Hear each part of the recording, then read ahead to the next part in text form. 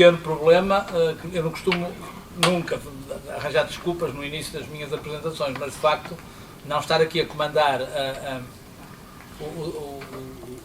enfim, as imagens leva-me a que eu tinha um grupo de imagens aqui preparadas e tinha um outro grupo em PowerPoint para também ir apresentando. Aqui agora tenho um pequeno sarilho, mas não é drama, porque também consigo ir resolvendo essas coisas. Portanto, eu começo por pedir, pronto, isto entrava daqui a bocadinho, não é? Este meu slide entrava daqui a bocadinho, mas faz sentido, deixe estar como está. 2 ou 3 comentários, quando eu disse que faço minhas as palavras do professor Freire de Sousa, eu não posso deixar de dizer, professor Matos Chaves, que eu não concordo nada consigo. Ainda bem, professor. Tenha paciência, mas estamos aqui num debate e ficar calado significa, não concordo, eu muito gosto em discutir consigo, mas não é agora. Eu sou um europeísta, digo desde já, e eu também. Sou um defensor do modelo da União Europeia que nos tem ajudado muito a ultrapassar grandes dificuldades. Nós, se calhar, temos a memória curta de vez em quando e por isso, bom, vivi 5 anos na Grã-Bretanha, isso talvez me ajude a ser europeísta nesse sentido. Bom, o Fernando começou com uma coisa muito interessante, que é o das escadas da verdade e das escadas da mentira, não é? Isso fez-me lembrar, em ciência, uma verdade hoje não é mais do que uma mentira à espera de vez, não é?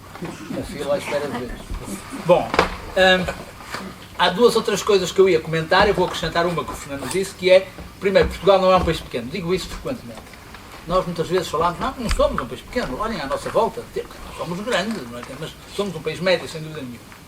Segundo, isto é muito importante no tipo de conversa que vamos ter hoje, ou que estamos a ter, também considero que Portugal não é um país subdesenvolvido. Ou ao contrário, considero que Portugal é um país desenvolvido. Tenho a sorte, como muitos aqui nesta plateia, tenho a certeza, de conhecer muitos países no mundo, muitos, desde a América Latina até a Ásia. Não é? Portanto, Portugal não é de forma nenhuma, e temos uma cultura muito interessante. Agora, digamos que dentro dos países desenvolvidos, nós estamos com grandes dificuldades competitivas em termos relativos com esses países. E de facto, estando no euro, que além de uma oportunidade imensa, também tem algumas ameaças, estando no euro, nós perdemos a capacidade de desvalorização da moeda. E eu sou particularmente sensível a isso, porque eu fui para a Grã-Bretanha em 1977. E com uma magra bolsa do INIC, do Instituto Nacional de Legislação Científica, que ainda assim fui um dos 10 que conseguiu bolsa nesse ano. E o Dr. Mário Soares promoveu a primeira desvalorização do escudo de 6% em fevereiro de 77. Devem perceber que eu tenho essa relação porque senti no bolso duramente, a minha mulher e eu, sentimos no bolso duramente essa questão. E depois tivemos o crawling peg, que foi a desvalorização deslizante, e quando eu cheguei à Grã-Bretanha, a Libra estava a qualquer coisa como 70 escudos, eu saí da Grã-Bretanha com a Libra em 190 escudos.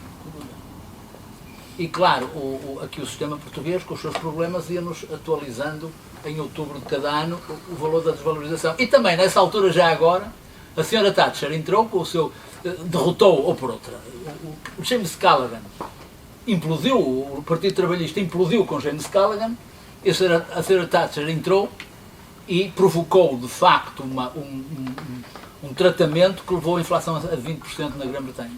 Eu sei o dia em que a senhora Thatcher foi eleita, que foi o dia 3 de maio de 79, não percebi muito da Grã-Bretanha, da história da Grã-Bretanha, mas que a minha filha nasceu nesse dia, a minha mulher estava a ir para o hospital em trabalho de parto e as enfermeiras a olhar para a televisão a ver os resultados, não é? Portanto, eu digo sempre esta brincadeira, porque este tipo sabe muito a história da Grã-Bretanha. Sei. Bom, portanto, nós não somos subdesenvolvidos, nós somos desenvolvidos, temos um grande problema competitivo interno. Enfim, permite uma linguagem futebolística, estamos a jogar para não descer divisão e não estamos a jogar para ser campeões. Portanto, o outro aspecto que já agora também menciono é que, de facto, sim, isso concordo com o professor Matos Chaves, falta-nos organização e planeamento. Em termos relativos. Mas mais do que isso, falta-nos disciplina coletiva para sermos mais produtivos globalmente nas nossas instituições. Aí sim, somos muito individualistas. Bom, então, para lá das questões que eu tinha e tenho aqui para lhes mencionar, deixem-me começar com estes factos que são realmente algumas escadas da verdade. Primeiro, o PRR, obviamente, é muito difícil discutir o PRR. Eu acredito que o li massivamente já, e mais do que isso, já o discuti, nomeadamente com o meu amigo presidente, com o meu amigo e com outras pessoas da Associação Empresarial de Portugal. Portanto, já tivemos uma análise enfim, sobre potenciais, o que nós imaginamos que vai acontecer, porque, no fundo, um programa desta dimensão, isto é como um programa de trabalho de grande dimensão de uma estrutura, de uma instituição ou até de um partido político. Estão ali um conjunto de coisas bem pensantes, agora como é que elas vão ser concretizadas? Abusilos da questão. Contém, obviamente, eu conheço Costa Silva, o programa, obviamente, tem uma estrutura muito complexa, contém no papel medidas com potencial de grande impacto. Agora, é bom lembrarmos, e vamos para as escadas da verdade. Primeiro, as nossas dificuldades de competir na Europa, isto antes do euro. 77, 83, e depois sim 2011, mas em 77 e 83 precisámos de ajuda financeira. É bom não esquecermos isso. E não havia o euro. Aliás, também vou fazer um comentário, porque há alguma tentativa de, não é branquear, não quer dizer isto no mau sentido do termo, mas de iludir a realidade, falando em algumas coisas. Não havia euro e nós tivemos graves problemas, como todos os daqui, olhando para a faixa etária, acho que todos se recordarão. Isso deixa-me apreensivo. A experiência de não aproveitamento do passado deixa-me apreensivo quanto a esse impacto. Eu vivi o período dos programas PEDIP, sei muito bem o que se passou com esses programas e com a forma como, infelizmente, foram estruturados e como, infelizmente, foram depois colocados no terreno. Esta coisa muito simples, de que nós precisávamos de primeiro adiantar os pagamentos e, portanto, fazer as despesas e depois apresentar as faturas. Agora imaginem como é que, tipicamente, numa universidade havia fundo de maneio para 2.000 contos, 3.000 contos, 4.000 contos na época para fazer despesa, não é? Fez-se uma engenharia financeira sobre o assunto. Já lá vai, já deve ter caducado o período. Realmente, foi aqui comentado, o crescimento do país nos últimos 20 anos foi muito baixo, foi bem abaixo da média dos países da União Europeia e abaixo da média dos países do euro. Portanto, é preciso percebermos que, se calhar, não é só o euro. Depois, um outro aspecto que é muito importante para nós percebermos ou para nós olharmos para as políticas do futuro. Portugal tem 20% mais de pobres. Eu trabalho com a Rede Europeia Antipobreza e tenho alguma sensibilidade para isso. Tenho falado muito com o Padre Jardim Moreira e temos tentado outras pessoas a ajudar, porque ele faz um trabalho muito grande. E agora há uma questão fundamental. Isto é tudo muito bonito, mas eu digo isto há muitos anos. Por muito justo e equitativo que seja o modelo de distribuição de riqueza, se produzirmos pouco, distribuiremos muito pouco.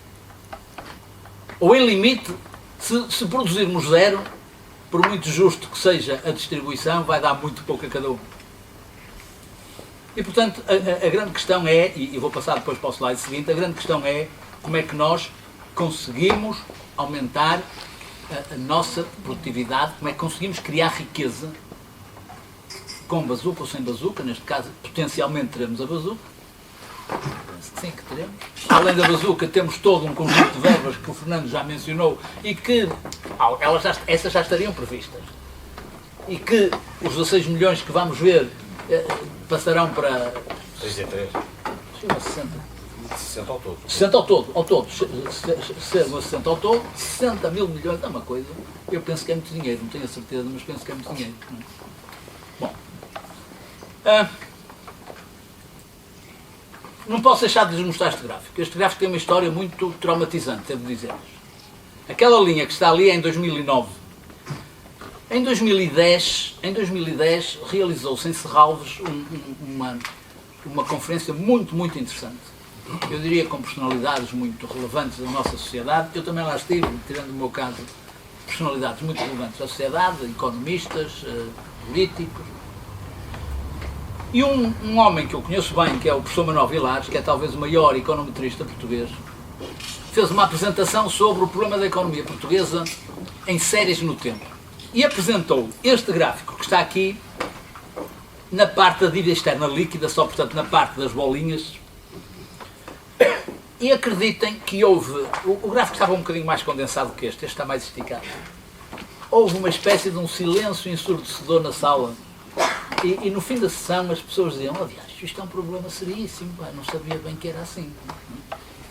Nós tivemos anestesiados entre 95 e 2010, se olharem para os dados de 95, eu não tenho aqui o ponteiro, mas se olharem para os dados de 95, veem que há aqui uma subida, a partir daqui uma subida, enfim, exponencial, uma subida tremenda da nossa dívida externa.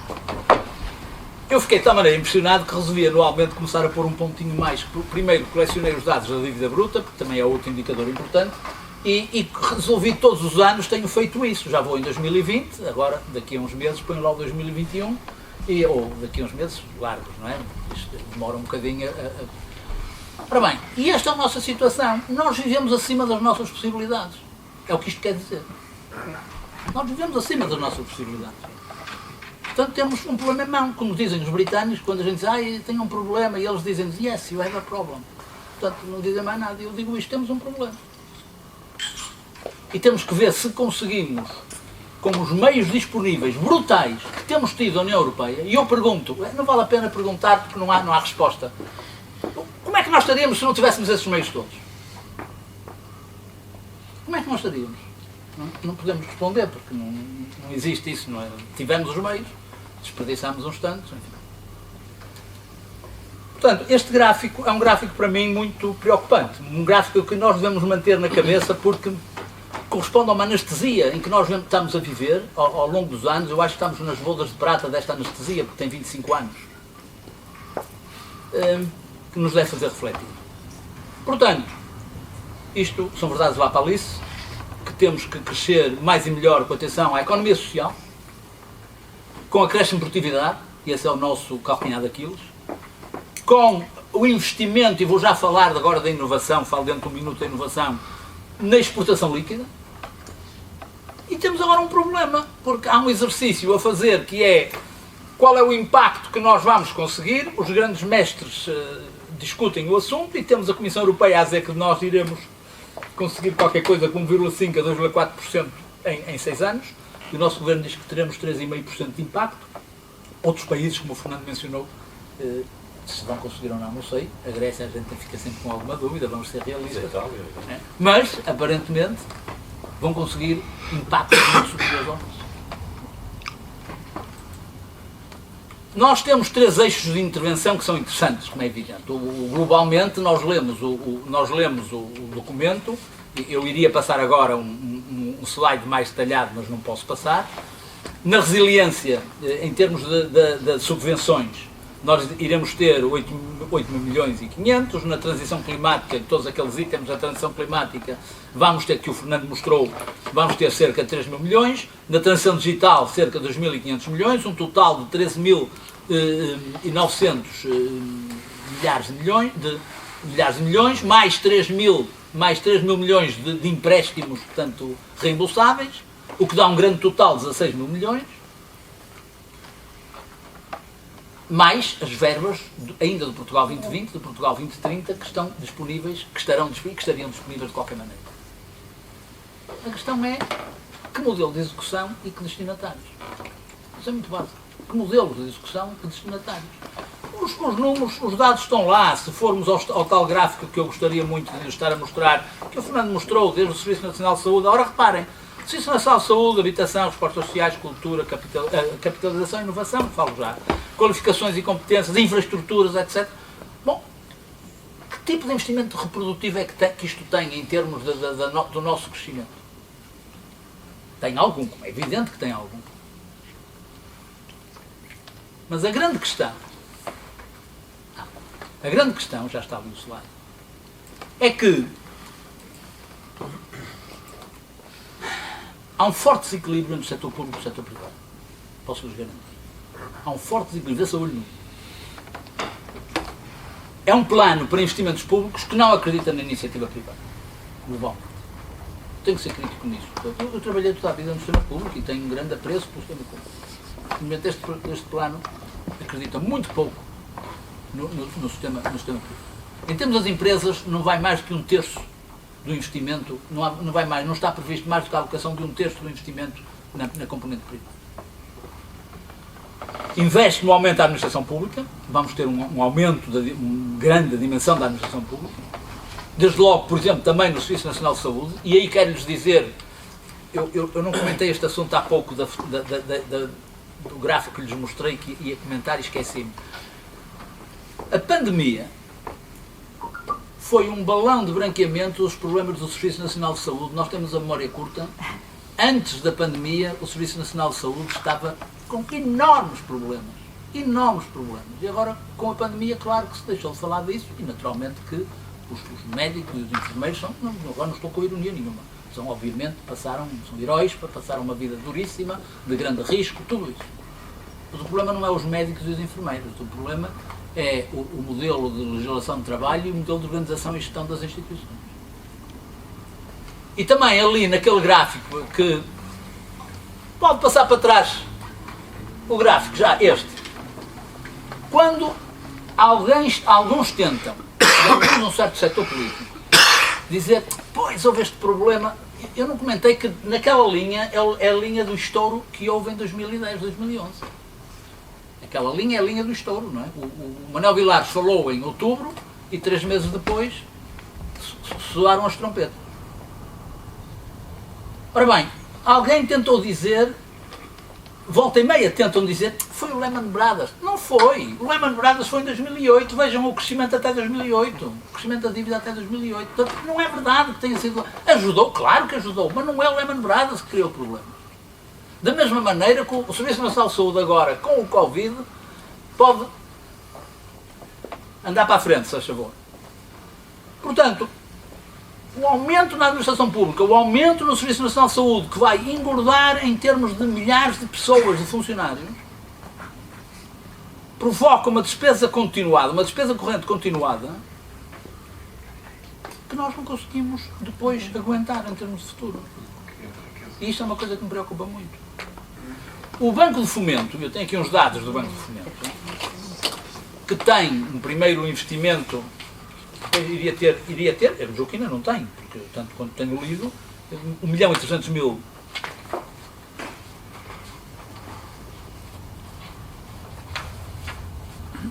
começou por receber 250 milhões de euros, ou começou para a instalação de receber 250 milhões de euros, e depois, subsequentemente, seria um instrumento para investir 1.300.000 ou 1.300 milhões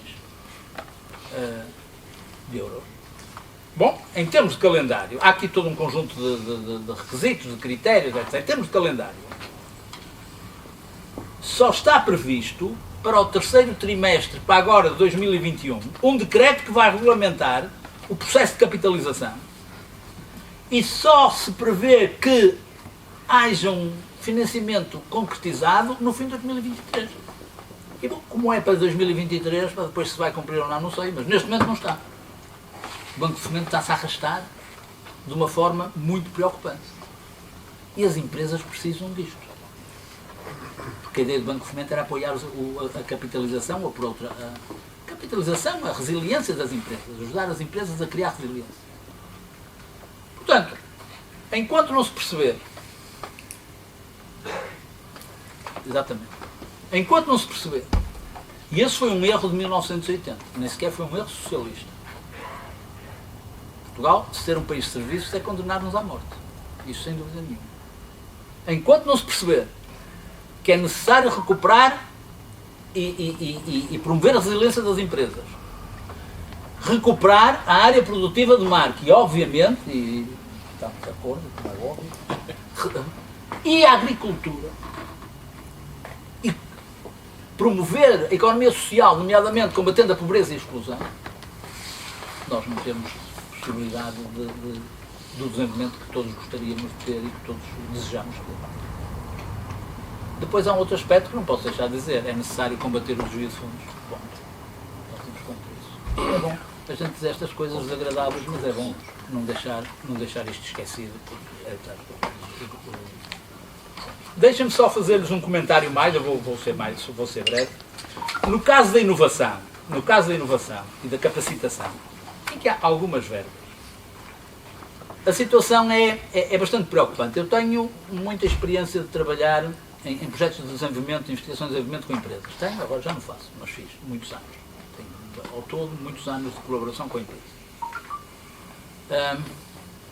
Doutorei 2 pessoas que estão a trabalhar, isto em 1990, doutorei 2 pessoas que estão a trabalhar nas empresas, na altura em que se falava disso. O nosso governo, os nossos governos, um colega, de quem eu sou genericamente falando amigo, tem falhado na política de promoção do desenvolvimento científico nas empresas, que só é viável se conseguirmos meter doutorados nas empresas. Não é doutorados para irem de nariz para o ar empinado para as empresas, é para irem trabalhar de mangas arregaçadas e provar o que valem. Tem falhado redondamente. A política de emprego científico que terão ouvido falar levou a que as universidades fossem forçadas a absorver pessoas que estavam lá há demasiados anos e que deixaram de estar disponíveis para ir para empresas trabalhar como deviam ir.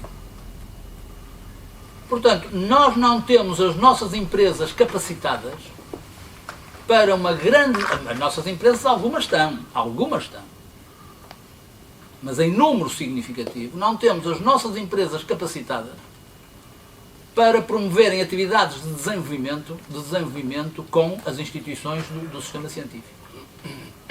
Uma das coisas que eu aprendi nessa época, tive a sorte de ter um extraordinário colega da indústria que estava convencido da importância do desenvolvimento e da investigação e desenvolvimento científico, é que os diretores técnicos das indústrias têm demasiado o que fazer para estar a pensar nas questões da investigação. Os diretores técnicos das empresas têm que se preocupar é ter os sacos cheios para vender, para pagar os salários. E, portanto, se as empresas não têm uma estrutura, por pequena que seja, de quadros científicos, de interface com as instituições do sistema científico, as empresas terão poucas capacidades de reação. Certo que tem havido uma melhoria, não há discussão nenhuma. O professor Freire de Sousa, que foi Presidente da Comissão de Coordenação, sabe bem o investimento que tem havido, os projetos que têm havido, e há grandes estruturas, como a INESG e outras, que têm tido muito sucesso no desenvolvimento. Mas há muito sucesso relativo para mim. Acho que tínhamos que ter, e o I3S, as equipes da área da saúde, sem dúvida nenhuma. Não havia nada há 30 anos. Zero há 30 anos. E agora temos algumas estruturas de grande dimensão. O único problema é que precisamos ter muito mais. Uma frase muito interessante, há assim umas coisas que a gente não esquece. Eu nem sou apreciador particularmente da pessoa em causa, que é o Miguel Esteves Cardoso, que escrevia, e uma vez, há 30 anos talvez, tinha um título muito interessante, quer dizer, pois, nós estamos a progredir a 30 a hora, mas os outros estão a progredir a 50. E realmente nós estamos com um gravíssimo problema de convergência para os valores médios de qualidade europeus. Em algumas coisas somos bons, mas temos muitas outras situações em que temos grandes dificuldades. Se a Bazuca vai conseguir ou não ajudar a ultrapassar estes problemas, eu tenho sempre esperança que sim. Esperança é a última coisa a morrer, não morre. E além de mais, eu era professor de uma coisa que se chamava de métodos numéricos, que havia uma coisa chamada métodos iterativos, que tinha esta vantagem: se a gente se enganasse a meio, voltava ao início e podia recomeçar a fazer os cálculos. É a mesma coisa. Nós aqui enganámos-nos a meio, temos uma nova oportunidade, voltamos ao início e voltamos a tentar fazer os cálculos. E penso que vamos ser bem-sucedidos. Mas temos que estar conscientes das nossas dificuldades. Também conscientes das nossas capacidades, e termino dizendo, não tenho nenhuma dúvida, permitam-me a pouca modéstia, por experiência própria, nós no plano europeu somos, trabalhando como muitos de nós trabalham, somos muito considerados, respeitados, e somos pares, iguais em qualidade com os nossos colegas europeus. E chegamos a presidentes de grupos europeus e chegamos a essas coisas. Não há questão nenhuma. O nosso problema é coletivo. Obrigado.